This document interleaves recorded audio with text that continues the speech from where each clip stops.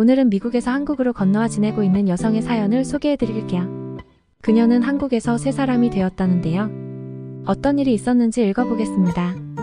안녕하세요. 저는 미국에서 온 마야입니다. 저는 미국에서 20년간을 살았고 더 이상 견딜 수 없어 다른 나라로 가서 살아야겠다는 결심을 했는데 그 와중에 한국을 알게 되어 한국으로 건너왔고 그 이후 제 삶은 180도 바뀌었습니다. 그 이야기를 전달하고 싶어서 글을 올립니다. 미국인들이 제 글을 보고 많은 자극을 받았으면 합니다. 저는 사실 미국에서 왕따로 컸습니다. 저는 미국의 뉴저지에서 살았습니다. 뉴욕 인근에 있는 도시이지요. 저희 부모님은 저를 매우 사랑하시고 저는 항상 이쁨 받으며 컸습니다. 저는 부모님 앞에서는 밝은 척했지만 사실은 굉장히 힘들게 자랐습니다. 그 이유는 사실 친구들 사이에서 늘 외톨이였기 때문입니다. 저희 부모님이 엄마 아빠 모두 살이 많이 찐 분이십니다. 한덩치 하시죠. 우리 가족이 나들이를 가면 뚱뚱이 5명이 걸어가는 우스운 꼴이 됩니다. 사실 어렸을 때는 잘 몰랐습니다. 그저 우리 부모님은 몸집이 크셨고 우리 남매들도 다 체형이 비슷했기 때문에 몸집으로는 별 문제가 되는 줄 몰랐습니다.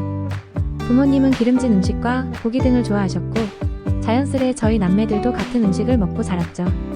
고기와 치즈가 듬뿍 올라간 식사를 했고 밀가루와 버터가 많이 들어간 요리를 항상 먹었습니다. 그리고 식후에는 초콜릿 푸딩으로 마무리했죠. 그게 당연했습니다. 그리고 콜라와 아이스크림도 달고 살았습니다. 저는 늘 익숙하게 먹었던 음식이었기에 문제를 몰랐습니다. 그리고 많은 미국인들은 이렇게 먹기 때문입니다. 그런데 학교를 들어가고 사춘기가 시작되면서부터 문제가 생겼습니다. 제가 초등학교 3학년 때인가 한 이웃 남자아이를 좋아하게 되었습니다. 스쿨버스에서 늘 마주쳤고 학교에서도 같은 반이어서 눈길이 자꾸 갔습니다. 저는 여자친구들에게 그 사실을 말했다가 친구들이 한번 고백해보라고 계속 꺼내서 용기를 내기로 했습니다. 나중에 알고 보니 친구들은 제가 그 아이에게 거절당하는 모습을 재미로 구경하기 위해서 그랬던 것이었습니다. 그 남자아이는 이미 예쁘기로 유명한 여자아이를 좋아한다는 것을 저 말고 다른 여자아이들은 알고 있었다고 합니다.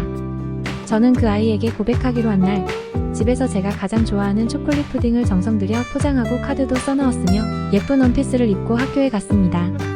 저는 기대감에 찬 그 여자아이들의 손에 이끌려 수업이 마친 뒤 학교 복도에서 그 남자아이 앞에 섰고 저는 그 푸딩을 건넸습니다. 남자아이는 제와 주위 친구들을 번갈아 보더니 저를 무슨 벌레 보듯이 쳐다보며 도대체 꼴이 왜 그래? 라고 비웃었고 네 그 두꺼운 다리를 내놓고 원피스를 입다니 그게 어울린다고 생각해? 라는 말을 내뱉었습니다. 제가 가장 좋아하는 초콜릿 푸딩 상자에서 카드를 읽어보더니 진저리 치며 다시는 이런 거 내밀 생각도 하지 말라며 가버렸습니다. 그리고 자리를 떠나가며 한 말은 아직까지도 제 가슴에 빗으로 남아있습니다. 그 아이는 마지막으로 저에게 초콜릿 푸딩이나 매일 먹으니 저렇게 뒤룩뒤룩 살이 찌지 라고 했습니다.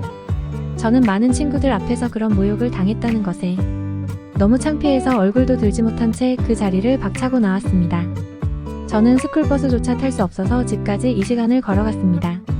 엄마는 땀범벅이 되어 걸어서 예정 시각보다 너무도 늦게 온 저를 보고 놀라서 달려왔습니다. 엄마는 그날 제가 집에 들어온 몰골을 설명할 때 신었던 빨간 구두가 흑범벅되어 있었고 머리는 산발이 되고 얼굴은 눈물과 땀으로 얼룩져 벌개져 있었다고 했습니다. 아침에 유독 예쁘게 하고 갔던 제가 그렇게 변해왔으니 엄마는 어떤 일인지 아마 짐작했을 겁니다. 엄마는 제가 세상에서 가장 예쁘다고 했습니다. 저는 제 몸이 뚱뚱해서 그게 친구들에게 문제가 될 줄 몰랐습니다. 아빠는 저더러 늘 아름다운 공주라고 했었거든요. 저는 그 이후 학교에서 얼굴을 들고 다닐 수가 없었고 계속해서 친구들은 저를 모두 돼지라고 생각할 거라는 피해망상 같은 것이 생겼습니다. 저는 학교에서 타의 반, 자의 반으로 외톨이가 되어 지냈고 어떤 친구와도 가까워질 수가 없었어요. 중학교에 들어가서 어떤 친구가 저에게 밝게 다가왔는데 저는 뒷걸음질 쳐졌습니다. 이 아이도 나를 놀리고 싶어서 친해지려고 하나? 라는 생각이 들었죠. 그리고 어느 날은 저와 덩치가 비슷한 뚱뚱한 친구가 친해지고 싶다며 다가왔습니다. 저는 뚱뚱한 아이끼리 다닌다고 놀림을 당할 것만 같아 그 친구를 피했습니다. 저는 어디에도 속할 수 없었죠. 제가 점점 우울해져가고 집에서는 음식만 계속 퍼먹으니까 엄마 아빠의 몸집보다 더 커져갔습니다. 저는 집에서 그 초콜릿 푸딩을 분노가 담긴 것처럼 더욱더 집착하고 계속 먹었습니다. 저는 더 이상 집 밖으로 나가기도 싫어졌고 그 누구에게도 제 모습을 보이기가 싫었어요. 저는 고등학교를 겨우 졸업하고 대학을 가지 않았습니다. 엄마 아빠는 저의 진로를 고민하고 싶어서 방문을 두드렸지만 저는 이야기하고 싶지 않았어요. 저에게 희망이 없다고 생각했거든요. 저는 은둔자처럼 지내면서 인터넷을 하며 지냈습니다. 그리고 한국의 문화를 접했죠. 한국의 K-팝 그리고 한국의 드라마, 예능 등을 보았습니다. 한국은 정말 날씬하고 예쁜 사람들이 많은 나라더군요. 그리고 저는 한 예능을 보다가 알게 되었습니다. 한국은 살찐 사람들도 하나의 매력으로 봐주고 당당함을 멋져하는 것을요. 게다가 그들은 외국인들에게 굉장히 우호적이고 예의가 발랐어요. 특히 저처럼 미국에서 온 사람들과 영어를 잘하는 외국인들을 동경의 눈빛으로 보기도 한다는 게 느껴졌죠. 갑자기 어디에서도 집 밖으로 나가고 싶지 않던 제가 한 번도 가보지 않은 나라. 한국으로 순간이동하여 그들 속에 들어가고 싶다는 생각이 들었습니다. 아무도 나를 비난하지 않을 것 같은 나라, 아예 인종이 달라서 나를 평가할 수조차 없는 나라로 간다면? 하는 생각이 문득 들었어요. 그 생각이 들자 갑자기 가슴이 쿵쾅거리기 시작했습니다. 저는 퍼먹고 있던 초콜릿 푸딩을 내려놓고 그때부터 한국이라는 나라에 대해 조사하기 시작했습니다. 그리고 한 달 뒤 부모님께 통보했습니다. 저 한국에 가서 살아보고 싶다고요. 부모님은 눈이 동그래지셨습니다. 어떤 것도 하고 싶어 하지 않던 딸이 갑자기 하고 싶은 게 생겼다고 하니까요. 어디도 가고 싶어 하지 않던 딸이 갑자기 해외를 가보겠다고 하니까요. 부모님은 서둘러 추진해보라고 하셨습니다. 제 마음이 바뀔까봐 걱정하시는 것 같았어요. 그렇지만 저는 한국에 푹 빠져 있었기 때문에 바꿀 마음은 없었어요. 저는 한국에서 영어 강사 자리도 쉽게 구할 수 있다는 것을 알게 되었어요. 원어민에 대한 수요가 많다는 것을 알게 되었지요. 그래서 한국으로 가는 구체적인 계획을 세우고 영어 지도자 과정을 수료한 후 한국으로 떠났습니다. 한국에 사는 미국인들의 커뮤니티를 찾아내었고 그들과 소통하며 쉽게 자리 잡을 수 있었어요. 그리고 한 미국인이 본인은 이제 다시 미국으로 돌아가야 할 급한 사정이 생겨서 자신의 후임이 급히 필요하다고 글을 올린 것을 보고 제가 해보겠다고 연락을 하였습니다. 저는 한국에서 어린이를 가르치는 일을 돕기 시작했습니다. 사실 한국에 처음 내렸을 때 작고 아담한 한국인들 사이에서 제가 너무 덩치가 커서 창피했습니다. 그렇지만 한국인들은 영어로 말을 거는 저에게 굉장히 반가워하며 받아주었습니다. 그리고 한국 거주 미국인의 커뮤니티에서 한국인들은 외국인이 뚱뚱한 것은 그냥 당연한 줄 안다고 하는 얘기도 미리 보고 왔었기 때문에 마음이 놓였습니다. 그리고 제 기대처럼 한국인들은 저에게 늘 친절하고 예의가 발랐습니다. 제가 일을 하게 된 어린이 학원의 아이들은 저를 해맑게 좋아해 주었습니다. 저는 한국에서 성격이 완전히 바뀌었습니다. 저를 좋아해주는 사람들 사이에서 웃음을 찾았습니다. 그리고 놀라운 사실을 말해드리고 싶습니다. 저는 미국을 떠나올 때 몸무게가 120kg였습니다. 그런데 한국에서 1년 동안 살고 난 지금 저는 몸무게가 2자릿수로 내려왔어요. 집안에서 앉아서 음식만 먹던 제가 사회생활을 하면서 움직였기 때문도 있지만 무엇보다 한국 음식이 정말 좋았습니다. 한국 음식은 맛있는 것이 정말 많았기 때문에 새로운 맛을 먹어보며 너무 맛있어서 아마 1년 동안 거의 모든 한국의 음식을 다 맛본 것 같아요.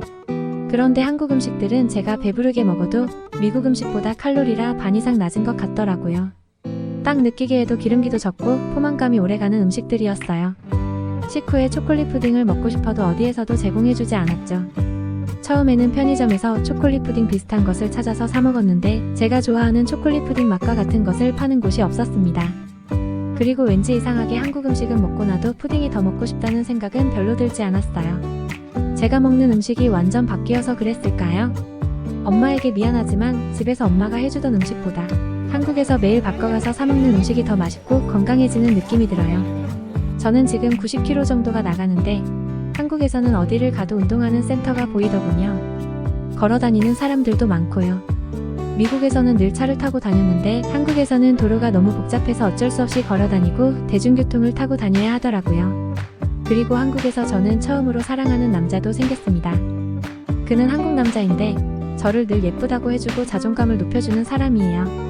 제가 예전에 미국에서 너무 뚱뚱해서 놀림받고는 당신이 처음으로 사귀는 남자라고 하니 믿지 못하더군요. 저는 1년 전만 해도 전혀 다른 인종이 사는 한국에 와서 살게 되고 성격이 이렇게 밝아질 줄 몰랐어요. 한국어를 잘 못해도 한국인들은 영어를 잘해서 생활에 불편함이 없었고 오히려 영어로 말하기를 좋아했어요. 저는 한국인들에게 많은 사랑과 도움을 받았고 건강도 되찾았어요. 아마도 다음 비자도 연장해서 한국에서 계속 살 것만 같습니다.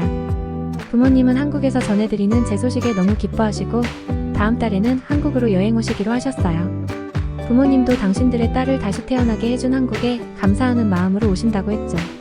저는 한국으로 인해 새 사람이 되었어요. 저를 받아주고 좋아해준 한국인들에게 감사해서 이 글을 씁니다. 오늘 사연 어떠셨나요? 사연자의 어린 시절이 안타까웠지만 한국에서 행복하게 지낸다고 하니 마음이 너무 따뜻해집니다. 지금까지 나라 안팎 이야기를 수집하는 나이먹고였습니다. 끝까지 시청해주셔서 감사합니다. 구독과 좋아요, 공유, 응원 댓글은 다음 영상 제작에 큰 힘이 됩니다. 오늘도 행복한 하루 보내세요.